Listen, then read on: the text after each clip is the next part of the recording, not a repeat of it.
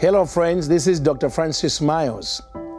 Today I want to give you a supernatural story that I hope and pray is going to encourage you.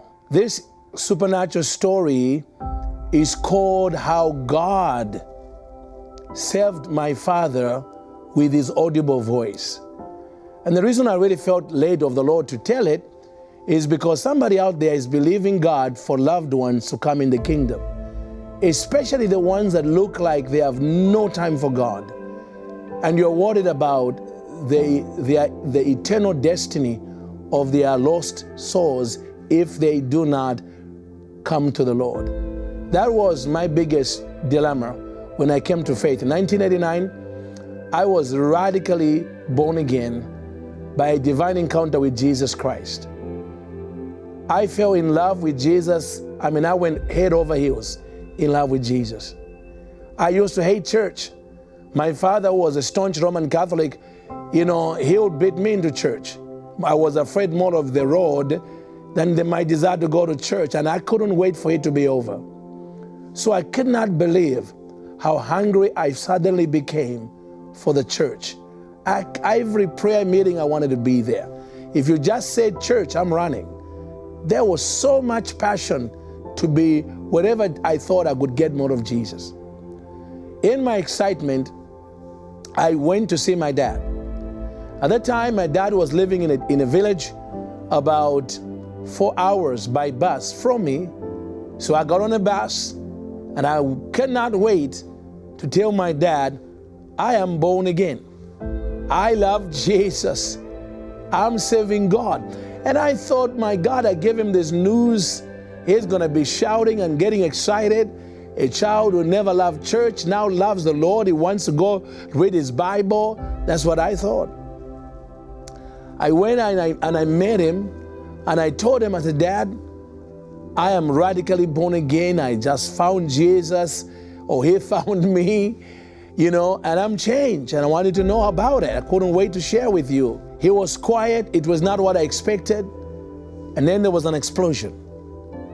You see, my father at the time was a very staunch Roman Catholic who believed that the Pope was the only person on earth Jesus can talk to. So when I told him I'm saved and I'm going to this Assemblies of God church, we have worship services, we have this, all he heard was, I've left the papacy. You have left the Catholic Church. He blew up. I've never seen him that angry in my entire life. I was devastated because I thought he was going to be excited for me. He was not. He was disappointed in me, embarrassed. He said to me, what did I do wrong? What's wrong with the Catholic Church? Why do you need this? And it got so bad, he denounced me from being his son. He told me, if you don't recant, I never want to see you again. My mother is crying in the background. She's begging. She's caught between the two men she loves, her son and her husband. But I had found Jesus to such a degree, I was willing to give up my father for him. So that's what I did. I cried my whole way on the bus going back. And when I got to the city where I lived, the Holy Spirit spoke to me, pray for him. I said, what? I said, pray for him. So every week I prayed. I was on my knees. I bruised my knees for the salvation of that man, for my father to come to faith. About a year went from the time he denounced me from being his son. Then one day I went into my office at the accounting firm where I was working, and lo and behold, who do I see? Waiting for me at the door to the office was my dad. When I saw him, I panicked because I'm thinking my mother must be dead, because I know my dad. He was a very proud man, very difficult to change when he makes up his mind. So I'm thinking the only thing that can make this man come and see me, my mother is dead. So I started crying. I said, what's wrong with mom? That's what I said. Is she dead? He said, why would you think that? I said, what are you doing here? That was very awkward, but that's what I said. He said, well, can we sit down in the office? I want to talk to you. And here comes the story. He says to me, my son, I've come here because I want to find the God you found. I almost fell off my chair. I said, what? You want to find the God I found? What happened? He said, well, it began about 2 weeks ago. He said, my son, I've never heard the voice of God in my life. I know God as a concept. Yes, I believed. I went to whatever I got from the Catholic Church. I believe that's all there was. But I never thought God talks to people today, let alone me. He said I was doing my normal routine of praying through the rosary. My father would pray through the rosary, the 66 beads that are in the rosary. He knew every chanting of every bead. And so he would do that once a day. And so he began to do it in his bedroom. He knelt down and began to say, Hail Mary. As soon as he said Hail Mary, he said he heard a loud, audible voice. And the voice called my father by middle name. He never wanted anybody to call him by that name, including my mother. So all of us knew we never called our dad by his middle name unless you wanted to get in trouble. But God chose to use that name. He called him by his Middle African name and said to these words, I am the way, the truth, and the life. That's not the way they worship me. Ask me how. He panicked. He had never heard this kind of voice before. He stopped, he dropped the rosary, bolted, he told me, out of the bedroom because he thought he was losing his mind. So the following day, he decided, I'm going to pray in another bedroom. He kind of thought maybe there was witchcraft in the other bedroom. So I need to change rooms. If I change rooms, this voice, surely can't come back a second day. So he went to another bedroom and he knelt down to begin to pray. As soon as he said, Hail Mary, same name, same voice. I am the way, the truth, and the life. That's not the way they worship me. Ask me how. My father, he said, I dropped the rosary again, son. I was terrified. At this point, he said, I thought I'm losing my mind. I thought there's some people is really praying, some witches are really praying some amazing voodoo or some things on me. That's what he thought.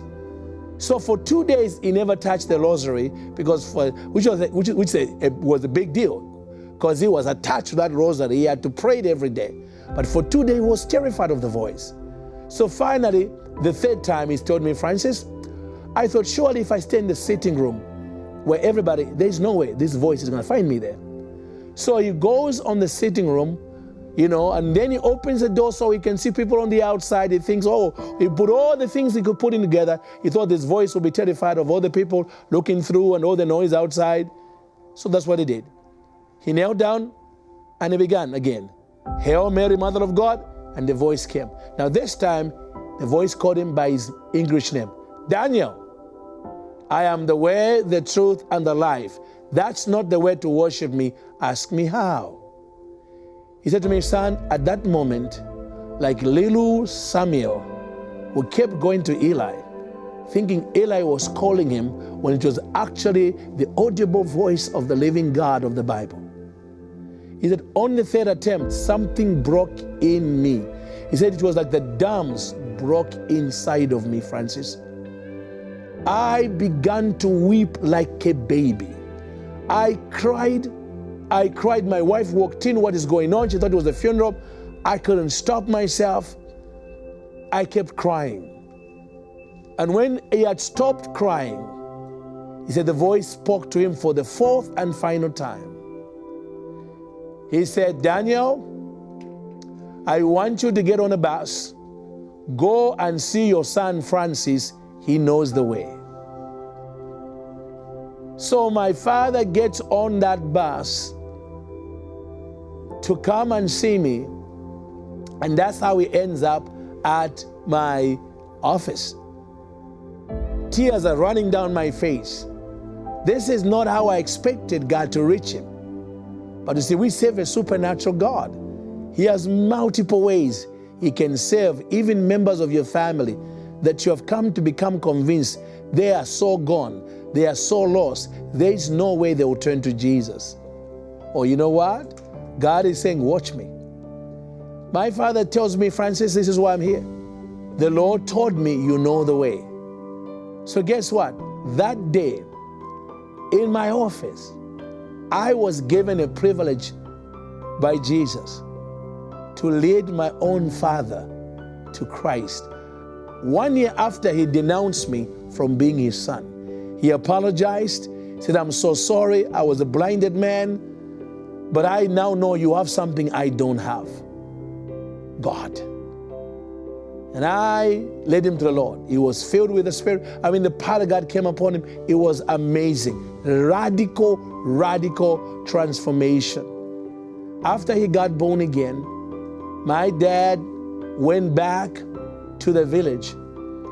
My mother said, where did you go? He said, I went to see our son.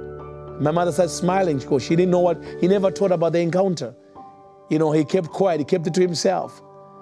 She just was happy. So you guys have reconciled? Yes, we have, but there's something more. And he said to my mother, sit down and gather all the children. All my brothers and sisters came together. And yes, Dad, he sat on a chair and he said, my children, my wife, I am radically born again. I have found the one they called Jesus. Somebody who was a mystical figure has become real to me. And my father began to weep. I now know what it means to be born again. I know what Francis came to tell me, even though I got so mad. I now have it. And he said, I've resigned my position at the Catholic Church where I used to be an elder. I've done it. You know, I am done. I'm going to follow this new path and see where Jesus leads me. My mother said, what happens to us then? He says, well, if you want to follow me in your faith in Jesus, he will receive you too. So in that moment, my father, this new convert, barely 1 week old in the Lord, leads my mother and all my brothers, so my whole family comes to salvation in 1 day. I want to encourage you out there not to give up on your family. Don't give up on your loved ones. Keep praying. Keep believing God. We serve a supernatural God who has millions of ways he can reach your loved ones, even the ones you think are a hopeless case. This is my supernatural story. Amen.